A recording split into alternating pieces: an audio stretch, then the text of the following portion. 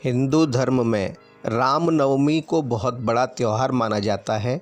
दोस्तों, रामनवमी मतलब भगवान श्री राम का जन्मोत्सव, और भगवान श्री राम के जन्मोत्सव को हिंदू धर्म में बहुत बड़ा त्यौहार और बड़े ही हर्षोल्लास के साथ इस त्यौहार को मनाया जाता है। बहुत से लोग इस दिन व्रत भी रहते हैं और बहुत सारे भंडारे, दान, पुण्य इत्यादि इस दिन पर किए जाते हैं। भगवान श्री राम को प्रसन्न करने के लिए व्यक्ति हर तरह की हर संभव कोशिश करता है, क्योंकि कहते भी हैं, जापे कृपा राम की होई, तापे कृपा करे सब कोई। इसलिए जिस व्यक्ति पर भगवान राम की कृपा हो जाती है, उस व्यक्ति पर हर प्रकार की कृपा स्वतः ही होने लगती है।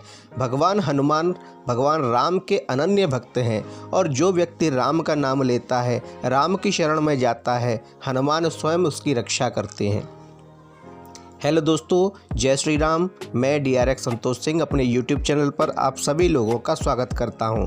दोस्तों, आज के इस वीडियो में हम आपको बताएंगे कि राम नवमी के दिन आपको क्या करना चाहिए और क्या नहीं करना चाहिए, जिससे आप भगवान श्री राम का आशीर्वाद प्राप्त कर सकें, उनकी शरण प्राप्त कर सकें और कोई भी पाप करने से आप इस दिन बच सकें।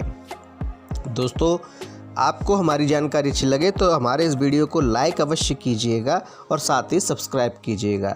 दोस्तों, भगवान श्री राम के जन्मोत्सव राम नवमी को बड़े ही धूमधाम से मनाया जाता है। आप अगर चाहते हैं कि आप राम नवमी को बड़े ही सात्विक, सरल और धूमधाम के साथ मनाना चाहते हैं, और आप चाहते हैं कि आपको भगवान श्री राम की शरण प्राप्त हो, भगवान श्री राम का आशीर्वाद आपको प्राप्त हो, तो आपको इस दिन कुछ सावधानियां रखनी चाहिए और साथ ही कुछ कार्य आपको करने चाहिए, जो आगे हम आपको इस वीडियो में बताने जा रहे हैं। दोस्तों, नित्य रूप से आप चाहे कितने भी बजे जागते हो, चाहे आप दोपहर में जागते हो या कभी भी जागते हो, लेकिन राम नवमी के दिन आपको सूर्योदय से पूर्व ब्रह्म मुहूर्त में ही जागना चाहिए। इस दिन आप जागकर आप सर्वप्रथम अपने नित्य कार्यों से निवृत्त हो जाइए। उसके बाद स्नान कीजिए और स्नान कर स्वच्छ वस्त्र धारण कीजिए। याद रखिएगा, वस्त्र काले रंग के, नीले रंग के नहीं होने चाहिए। साफ वस्त्र पहनने के बाद आप सर्वप्रथम तांबे के लोटे में जल लेकर आप उगते हुए सूर्य को अर्घ दीजिए। ये बड़ा ही आवश्यक कार्य होता है हिंदू धर्म में, सनातन धर्म में बहुत बड़ा आवश्यक कार्य है कि आप उगते हुए सूर्य को जल दें। ऐसा करने से आपका मन प्रसन्न रहता है, स्वास्थ्य जो है वह ठीक रहता है। इसके अतिरिक्त आपको सूर्य का एक तेज प्राप्त होता है, जिससे आप अग्रसर होते हैं, आप उन्नति करने लगते हैं। उसके बाद दोस्तों, आप भगवान श्री राम की तस्वीर अथवा मूर्ति को अपने घर में स्थापित करें, उन्हें स्नान ध्यान कराएं और एक दीपक अवश्य जलाएं। घी का दीपक आपको सर्वप्रथम वहां लगाना है, जलाना है, भगवान श्री राम के नाम का, उनका ध्यान करके उस दीपक को आप प्रज्वलित कीजिए। उसके बाद आप भगवान की तस्वीर को या मूर्ति को, जो भी आपके पास है, उसे स्नान कराइए। स्नान करा के चंदन, धूप, दीप इत्यादि उन्हें दीजिए। फिर उन्हें भोग चढ़ाइए, वस्त्र इत्यादि उन्हें भेंट कीजिए। भोग जो भी आप रखें, चाहे आप पंजीरी रखें, पंजीरी बहुत ही अच्छा भोग है। जो व्यक्ति भगवान श्री राम को पंजीरी चढ़ाता है, उसके जीवन में सुख शांति चलती है। इसके अतिरिक्त आप खीर चढ़ा सकते हैं। खीर चढ़ाने वाले व्यक्ति को धन की अगर कमी है तो वह कमी भी पूरी हो जाती है। हलवा जो व्यक्ति चढ़ाता है, उससे भगवान प्रसन्न होते हैं और उसके जीवन में समस्याएं, जो चिंताएं होती हैं, टेंशन होती हैं, या उसका कार्य कोई रुका हुआ होता है, तो भगवान की कृपा से वह शीघ्र ही पूरा होता है।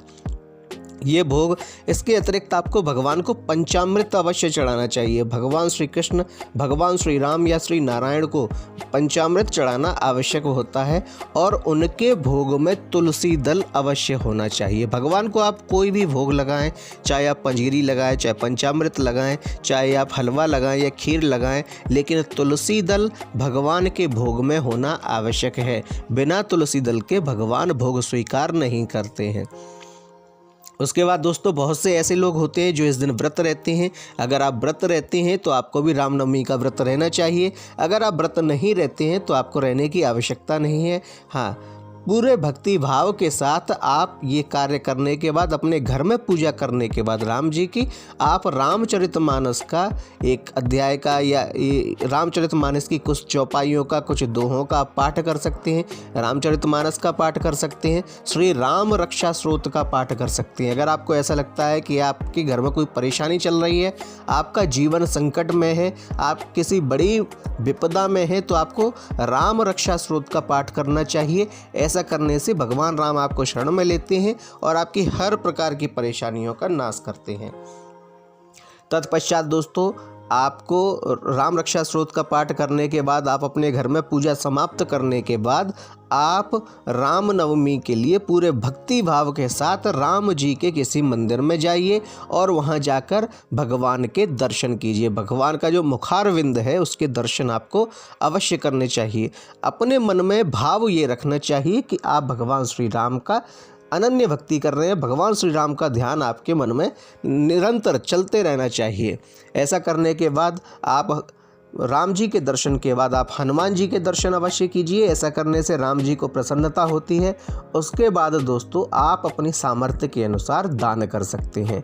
दान कीजिए, आप अन्न का दान कर सकते हैं, वस्त्र का दान कर सकते हैं, या श्रम दान, विद्या दान, अनेक ऐसे दान हैं जो आप कर सकते हैं। आपके पास धन नहीं है, आप अनाज का दान नहीं कर सकते, आप वस्त्र का दान नहीं कर सकते, तो आप किसी की सहायता कर सकते हैं, श्रमिक रूप से कर सकते हैं। कहीं मंदिर बन रहा है या कुछ ऐसा कार्य हो रहा है जिसमें आप किसी व्यक्ति को आपकी आवश्यकता है, आप उसके साथ उसका कार्य करवा सकते हैं बिना धन लिए हुए, तो ये श्रमदान होता है। ऐसा करने से ये दान भी मान्य होता है सामर्थ्य के अनुसार। सामर्थ्य का अर्थ है जितनी आप कर सके उतना।